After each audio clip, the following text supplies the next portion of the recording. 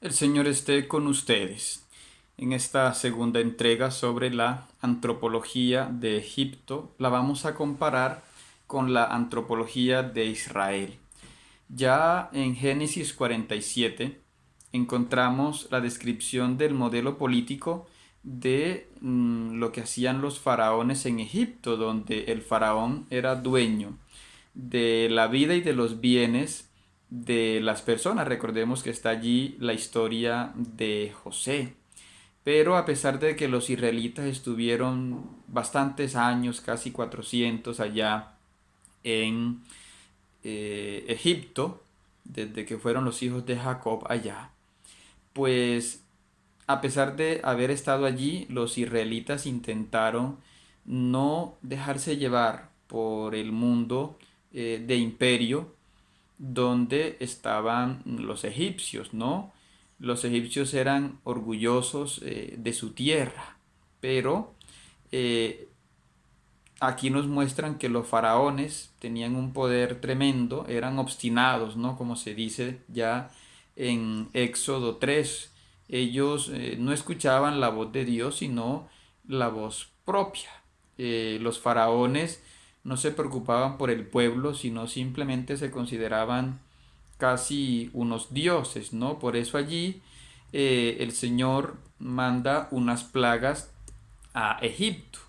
Hay autores que dicen que en estas plagas se ve también una lucha contra los dioses, ¿no? De Egipto, ¿no? La serpiente, como veíamos, era como un símbolo de la sabiduría. Habían dos varas de serpientes que simbolizan el alto y el bajo Egipto, ¿no? Pero la serpiente de Yahvé acaba con esas dos serpientes, ¿no? El Nilo, que era Hapi, que era como un dios, es convertido en sangre. Las ranas, los tábanos, los mosquitos, que ellos decían que los podían manejar los dioses como Tot o Ptah o Hek, la diosa rana, pues tampoco pueden hacer nada para defender a los egipcios. No, los egipcios que a veces rechazaban que los pueblos vecinos llegaran con su ganado, en fin, el Señor también manda esa peste, ¿no? Y los dioses Hathor y Apis no pueden hacer nada contra esa plaga. Tampoco Isis, la diosa, puede curar a sus adoradores. En fin, ni Tot, que es el dios de los calendarios, el dios que controla las estaciones, tampoco puede hacer nada contra el granizo y la tormenta, ¿no? Tampoco los dioses de la fertilidad pueden hacer nada contra las langostas que manda el Señor sobre las cosechas y la fertilidad, ¿no? En fin, vemos allí como esa crítica al poder de Egipto, incluso el primogénito que era considerado pues también un hijo de un dios, pues también se ve que los dioses no lo pueden proteger, ¿no? Es la cosecha de los faraones, lo vemos de pronto como un hecho cruel, pero era un poder que oprimía a los israelitas, ¿sí? Que ellos querían salir de allí, querían ofrecer su culto a Dios, y eso es lo que llamamos el Éxodo, ¿no? Entonces encontramos también otros textos en la Biblia que hacen críticas a Egipto para que entendamos por qué se oponía la antropología de Israel a la antropología de Egipto, ¿no? La encontramos en Isaías 18 y en Isaías 19, donde critica incluso dos lugares, ¿no? Critica a Egipto y critica a Nubia por toda la opresión que han hecho sobre Israel, ¿no? Pero también incluso hay un texto en Isaías 19:16 que habla de la conversión de los egipcios, ¿no? Encontramos en Isaías 66 que hay un juicio sobre los pueblos, pero que también anuncia, como decía, la conversión.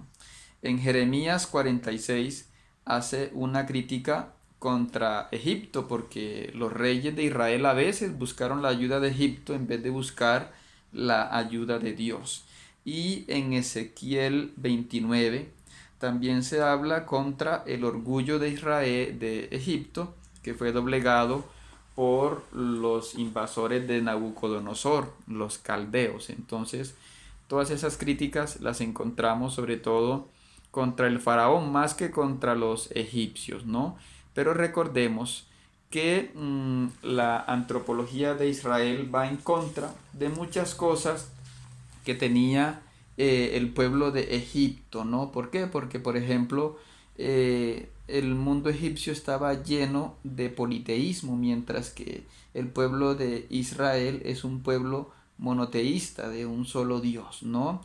Los egipcios rechazaban a los extranjeros, también los israelitas tenían esa tentación, ¿no? Y los israelitas estaban en contra de la magia, ¿sí? Que mientras que para los egipcios eso hacía parte de la vida diaria, ¿no?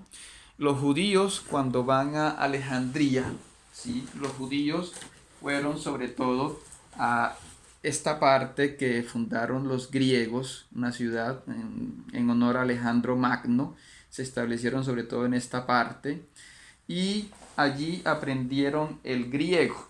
Tenemos la Biblia, el Nuevo Testamento, incluso el Antiguo Testamento en griego, es porque Alejandro Magno conquista Egipto.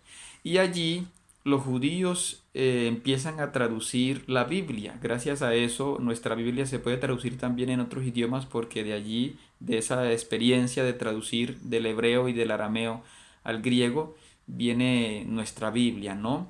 Y allí tenemos que ellos tradujeron libros como los Macabeos, pero también tradujeron textos apócrifos como los testamentos de los 12 patriarcas, José y Yacenet, el testamento de Job, la carta de Aristeas, que es además la primera obra que llama Biblia a los 5 primeros libros de la Biblia, ¿no? A la Torá. También tenemos los oráculos civilinos judíos, la tercera de Macabeos, la segunda de Enoch, el apócrifo de Sofía.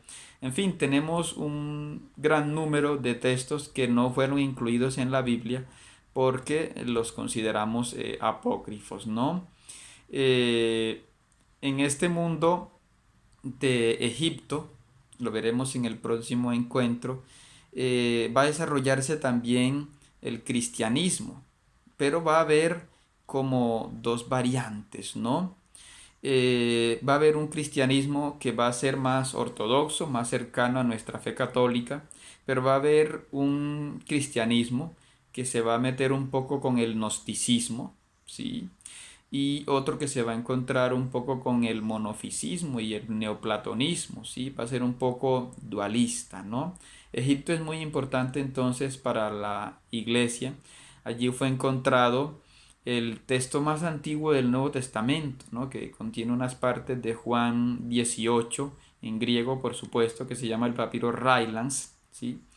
Y vamos a encontrar incluso otros textos apócrifos como el Testamento de Moisés, el Apócrifo de Santiago, el Evangelio de María Magdalena, el Evangelio de Bartolomé, el Evangelio de los egipcios, el Evangelio de los hebreos, la Epístola de los apóstoles, el Evangelio de Pedro.